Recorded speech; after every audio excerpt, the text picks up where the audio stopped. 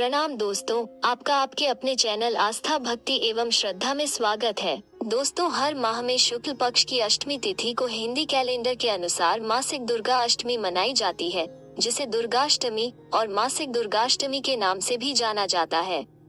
नवरात्रि के समय पड़ने वाली दुर्गाष्टमी को महाअष्टमी कहते हैं। इसके अलावा हर माह भी दुर्गा अष्टमी पर माँ दुर्गा का पूजन और व्रत किया जाता है। ज्योतिष शास्त्र के अनुसार हर माह पड़ने वाली मासिक दुर्गाष्टमी का महत्व बहुत ज्यादा होता है। इस दिन भक्त माँ दुर्गा की उपासना करते हैं, व्रत करते हैं, साथ ही पूजा पाठ भी करते हैं। इसके अलावा इस दिन माँ की आरती और भजन भी किए जाते हैं। दोस्तों, तो आइए जानते हैं मासिक दुर्गाष्टमी की तिथि, शुभ मुहूर्त, पूजा विधि, महत्व, मासिक दुर्गाष्टमी पर क्या करना चाहिए और क्या नहीं, और मासिक दुर्गाष्टमी की कथा। इसलिए पूरी जानकारी के लिए वीडियो को अंत तक जरूर देखें और अगर आप मेरे चैनल में नए आए हैं तो सब्सक्राइब करना ना भूलें। दोस्तों, सही उच्चारण के लिए वीडियो में बताए गए सभी मंत्र वीडियो के डिस्क्रिप्शन में भी लिखे हैं। दोस्तों, आइए सबसे पहले जानते हैं मासिक दुर्गा अष्टमी व्रत का महत्व।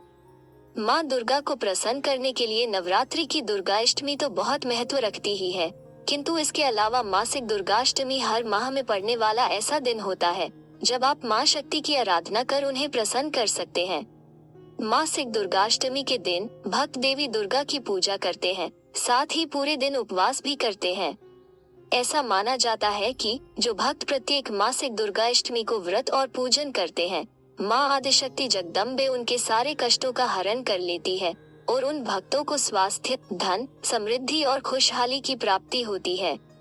दोस्तों, आइए अब जानते हैं मासिक दुर्गाष्टमी की पूजा विधि।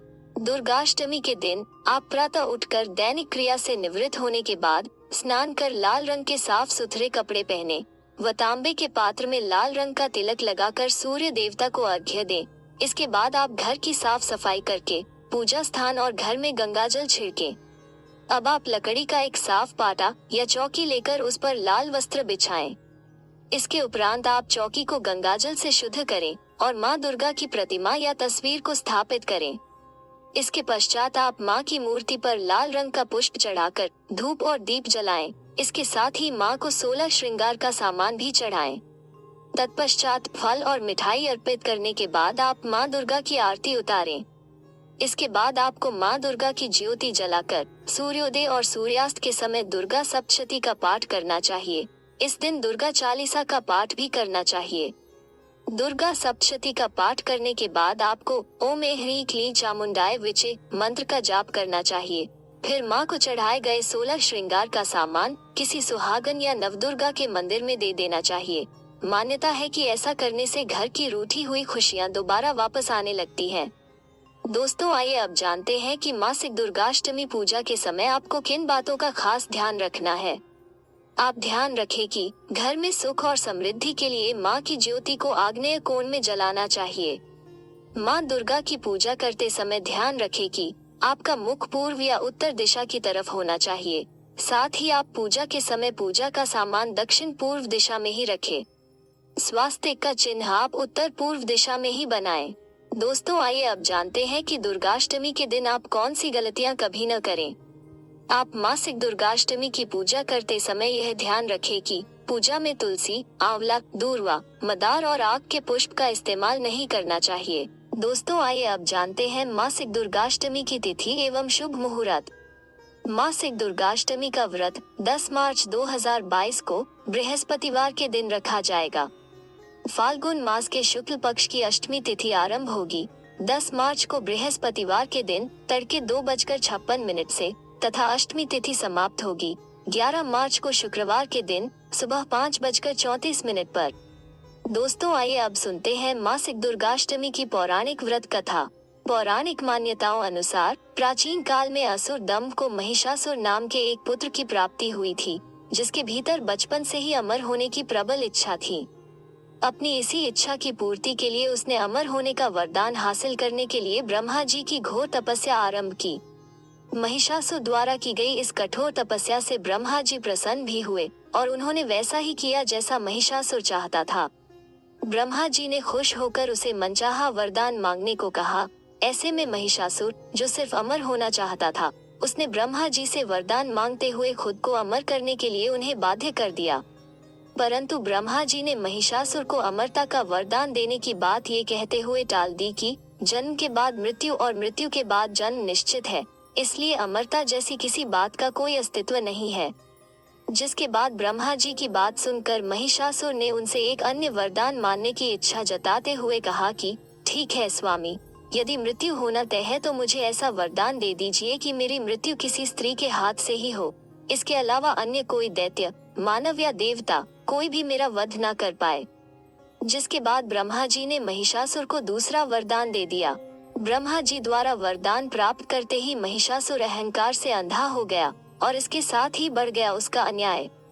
मौत के भय से मुक्त होकर उसने अपनी सेना के साथ पृथ्वी लोक पर आक्रमण कर दिया, जिससे धरती चारों तरफ से त्राहिमाम त्राहिमाम होने लगी। उसके बल के आगे समस्त जीवों और प्राणियों को नतमस्तक होना ही पड़ा। जिसके बाद पृथ्वी और पाताल को अपने अधीन करने के बाद अहंकारी महिषासुर ने इंद्रलोक पर भी आक्रमण कर दिया, जिसमें उन्होंने इंद्रदेव को पराजित कर स्वर्ग पर भी कब्जा कर लिया। महिषासुर से परेशान होकर सभी देवी देवता त्रिदेवों, महादेव, ब्रह्मा और विष्णु के पास सहायता मांगने पहुँचे। इस पर विष्णु जी ने उसके अंत के लिए देवी शक्ति के निर्माण की सलाह दी। जिसके बाद सभी देवताओं ने मिलकर देवी शक्ति को सहायता के लिए पुकारा और इस पुकार को सुनकर सभी देवताओं के शरीर में से निकले तेज ने एक अत्यंत खूबसूरत सुंदरी का निर्माण किया।